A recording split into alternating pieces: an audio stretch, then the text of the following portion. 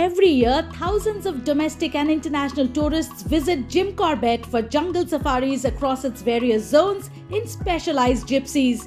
With over 380 registered vehicles, the Corbett Tiger Reserve provides a thrilling wildlife experience.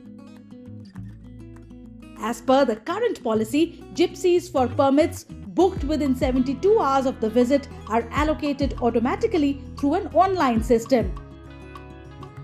On Monday, the Jim Corbett Nature Guide Association met with the park warden requesting changes to the gypsy rotation process to enhance employment opportunities.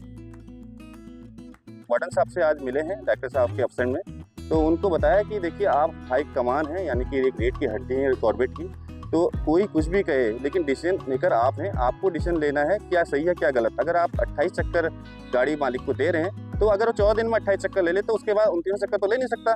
तो इसलिए आपको rotation इस प्रणाली को सही व्यवस्थित करना चाहिए जिसमें रोजगार बढ़े और कंजर्वेशन भी हो। According to park officials, the demands of the Jim Corbett Nature Guide Association will be considered and adjustments may be made to the current gypsy rotation policy. Corbett tiger reserve के कर्जिया zone से संबंधित जो nature guides हैं वो मिलने आए थे।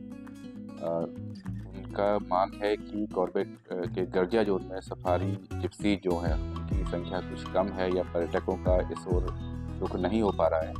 इसके लिए उन्होंने एक ज्ञापन दिया है जिसमें कॉर्बेट में जिप्सी को रोटेशन की व्यवस्था के संबंध में कुछ बताया गया है।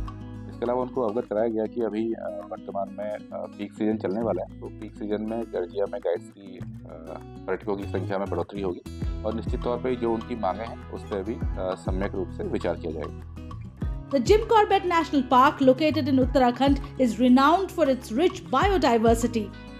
Established in 1936, it serves as a vital habitat for Bengal tigers, elephants, leopards, and a wide variety of bird species.